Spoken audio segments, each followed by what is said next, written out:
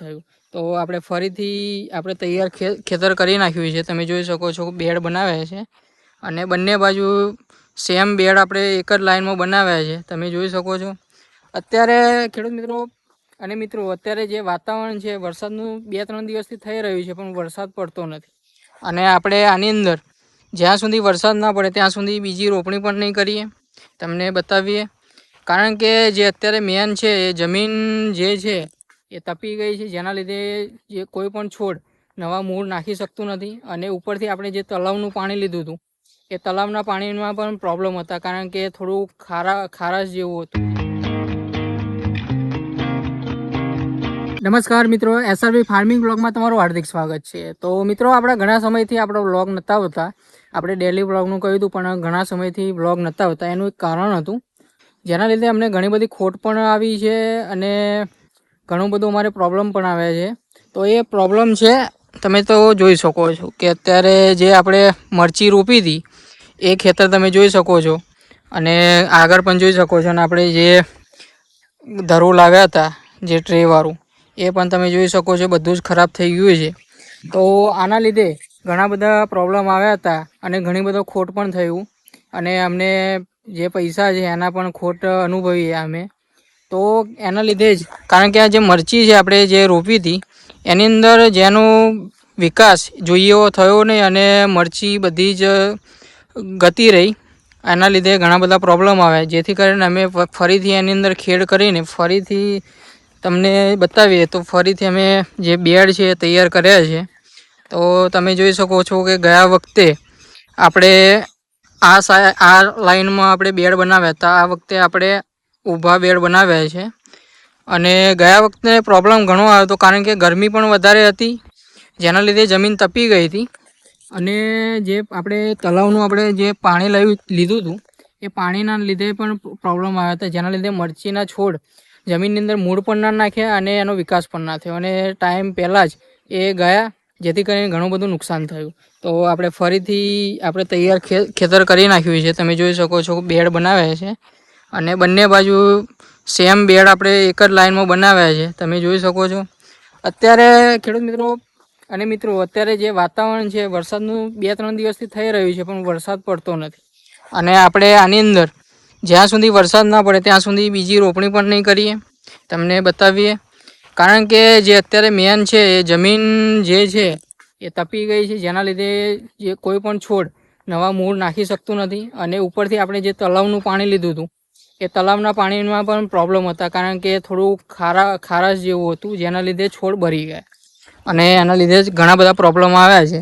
તો તમે જોઈ શકો છો કે આ બીજો પણ જે આપણે ખેતર હતું એની અંદર પણ બેડ તૈયાર કર્યા છે અને બંને બાજુ આ વખતે વિરુદ્ધ સાઈડમાં આપણે બેડ તૈયાર કર્યા છે।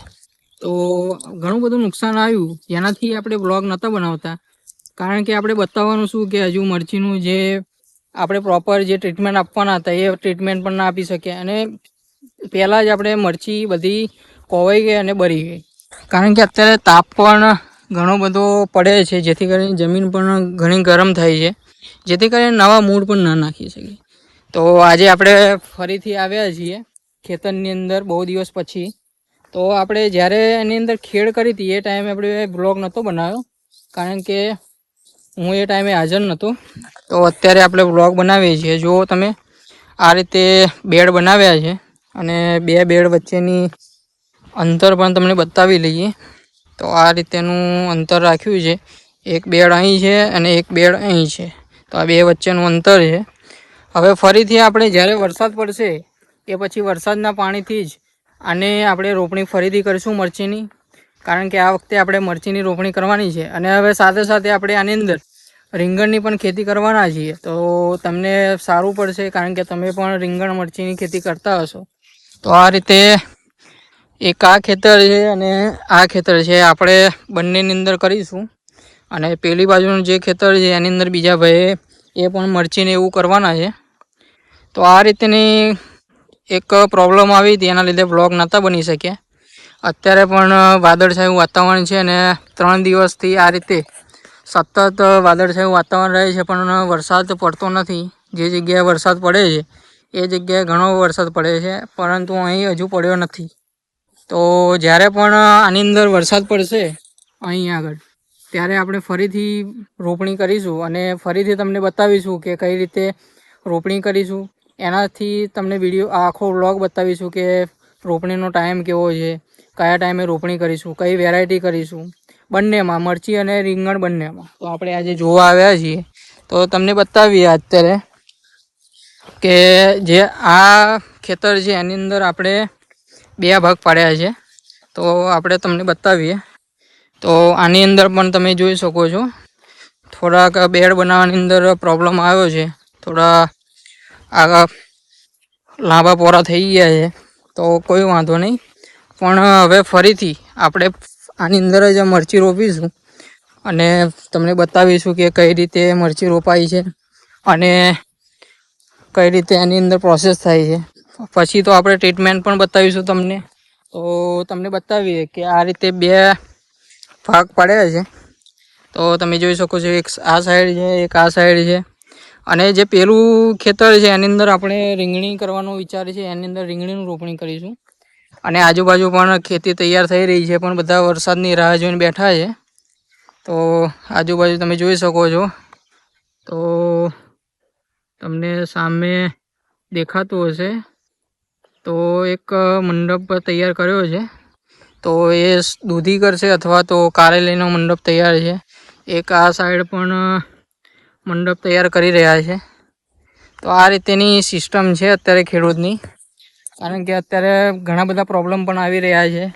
જેમ કે કારેલાના જે ખેડૂત છે એમને જે ઉગાવો છે, ઉગાવો પ્રોપર થયો નહીં, જેને લીધે એમને બીજો ખર્ચો કરવો પડશે. અને બધા જ અત્યારે વરસાદની રાહ જોઈને બેઠા છે. વાતાવરણ તો બને છે વરસાદનું, પણ પ્રોબ્લેમ આવી શકે છે. હજુ પણ વરસાદ થયો નથી જેવો જોઈએ એવો. જે જગ્યાએ થાય છે ત્યાં વધારે થાય છે, પણ જ્યાં જરૂર છે ત્યાં અત્યારે વરસાદ થતો નથી. તો મિત્રો હવે આ વ્લોગ પૂરો કરીએ આપણે અહીં.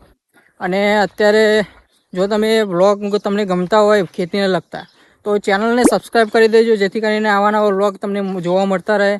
અને વિડીયો લાઇક કરી દેજો અને તમારા મિત્રોને શેર કરવાનું ભૂલતા નહીં જો તમે ખેતી લવર હોય તો. તો આ વ્લોગ આપણે અહીં એન્ડ કરીએ. હવે તમને આપણે બતાવીશું જ્યારે આપણે મરચીનું રોપણી કરીશું એ ટાઈમે આપણે બતાવીશું. ધન્યવાદ.